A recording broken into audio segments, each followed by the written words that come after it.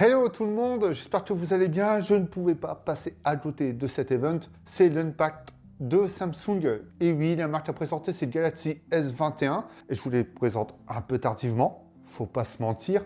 Mais je voulais vous donner mon avis, mon ressenti sur ces annonces et sur la proposition de Samsung sur les fleurons de cette année. N'oubliez pas que vous pouvez également commenter, mais surtout liker et partager cette vidéo, ça fait toujours plaisir. Et surtout à vous abonner. Le S21, qu'attendre? Eh bien, une simple évolution du S20. Nous ne sommes pas dans une année de grande transition, mais Samsung peaufine ce qui n'avait pas été avec les S20. Ça fait plaisir à voir. Samsung est de plus en plus à l'écoute de ses clients, de ses utilisateurs, et ça, c'est le plus important. Comme dit, une évolution du S20. Déjà, tous les smartphones sont compatibles 5G. Il n'y aura aucune différence sur les prix ou même sur la proposition, puisque l'année dernière, le S20 était un peu cher pour une simple version 4G. Nous avons deux écrans plats pour le S21 et le S21 Plus. Samsung, comme l'avait fait avec le S20 FE, propose un écran sans bord incurvé. J'apprécie, puisque les écrans incurvés, je ne vais pas dire que ça apporte des gênes, mais parfois de mauvaises manipulations. Et au final, il n'y aura plus ce souci. Par contre, les bordures seront un peu plus visibles, comme on avait vu sur le S20 FE. On sent que la base est bonne et que Samsung souhaite rester sur celle-ci. Deux écrans Super AMOLED qui améliorent très clairement le contraste, mais surtout le confort oculaire. Ces deux dalles seront d'une définition de Full HD+, pas de Quad HD comme on avait sur les deux précédents modèles. Point intéressant, ça peut faire gagner en énergie et surtout l'adaptation variable du 120 Hz comme on avait sur le Note 20, c'est-à-dire qu'il n'y aura pas de 60 ou de 120. L'écran affichera un certain nombre d'images, s'adaptera via le contenu que vous visionnez sur le smartphone pour adapter la fréquence, le taux de rafraîchissement. 6.2 pouces pour le S21, 6.7 pouces pour le S21 Plus. On a deux versions, du moins deux petites variantes.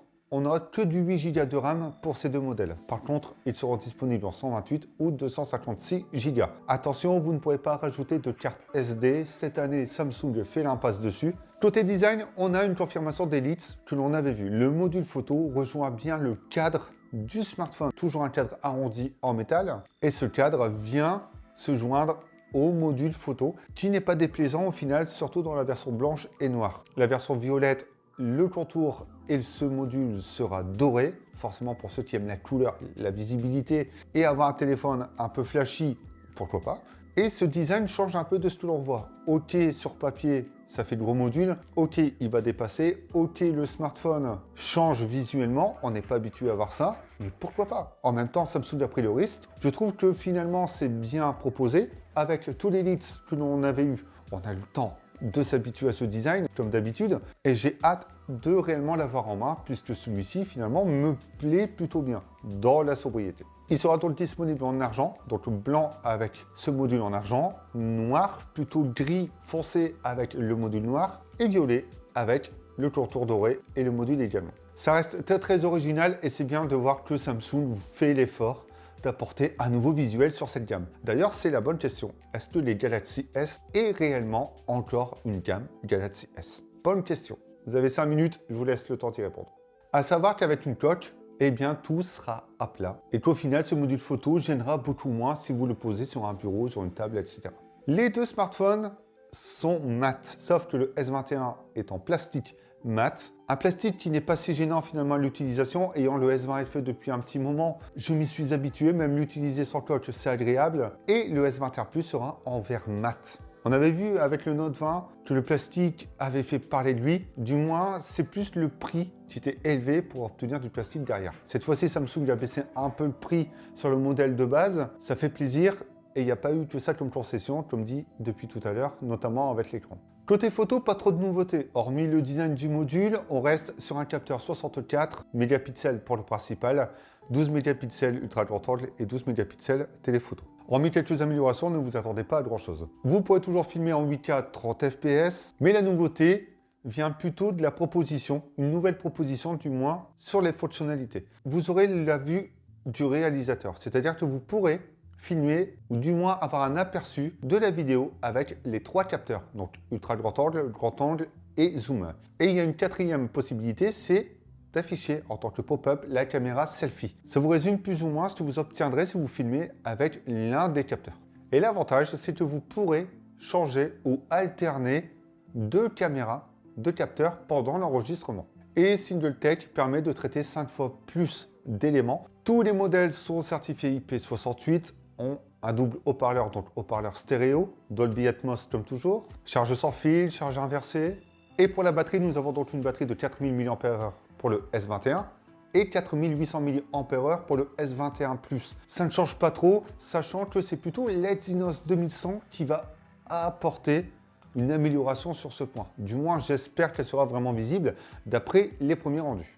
S21 Ultra, pas de grand changement à noter face au S20 Ultra. Comme pour les S21, ce sera plus une question de design, d'amélioration, de propositions pour la photo et la vidéo. Et ce qui change également, c'est un plus grand écran 6.8 pouces, cette fois-ci Quad HD+, toujours de la même qualité, toujours protégé par du Corning Gorilla Victus, 50% d'amélioration du contraste, confort oculaire, vous l'avez déjà entendu. Toujours les mêmes caméras, 108 mégapixels pour le grand angle, 12 pour l'ultra grand angle et 10 pour le téléobjectif. Et il sera également en fer mat. Grande nouveauté, l'utilisation du S Pen sur le S21 Ultra. C'est une fonctionnalité que l'on attendait tous et aujourd'hui ce n'est que la seule différence avec les Galaxy Note. Et si ça peut être utilisé sur un S20, pourquoi pas? Et ça montre une évolution de la gamme et peut-être la disparition également de certaines gammes chez Samsung avec les Fold et les Zip qui arrivent encore. Toutes les fonctionnalités du S Pen comme sur les notes seront disponibles et pour le ranger, il y aura deux types de coques qui vous permettront de ranger le stylet et de pouvoir le recharger. Le S21 Ultra est disponible en 128 Go, 256 Go et 512 Go. Toujours pas de carte mémoire, à savoir qu'il sera disponible également en deux versions, 12 et 16 Go de RAM. L'Exynos 2100, je voulais vous en parler. C'est le premier SoC gravé en 5 nanomètres par Samsung. Samsung est donc dans la course au SoC 5 nanomètres, mais surtout s'adapte à la concurrence. Ce SoC a la même structure que le Snapdragon 888 avec des fréquences un peu plus basses. Ça promet quand même de meilleures performances puisque celui-ci, l'Exynos, était toujours en retrait face au Snapdragon. Celui-ci promet 30% de performance en plus, 40% de performance supplémentaire concernant le GPU, une IA qui prendra en compte beaucoup plus d'éléments. Ce SoC permet également de gérer 6 caméras, dont 4 simultanément, et surtout 200 mégapixels. Côté autonomie, forcément, il y a une amélioration. Apparemment, certains tests avaient déjà été faits et il y a eu un gap. Ça fait plaisir, on sera en dessous d'un Snapdragon, mais l'amélioration est visible. Ça prouve encore une fois que Samsung a bien écouté ses utilisateurs. Et le fait que Samsung passe sur la même structure que le Snapdragon, eh bien, ça apporte des améliorations que l'on attendait. Tout simplement, il nous en fallait pas plus. Parce que l'autonomie des S20, c'était pas du tout ça. Le FE, dans sa version Exynos, je la trouve pas mal. Mais concernant les notes, c'était pas le top non plus.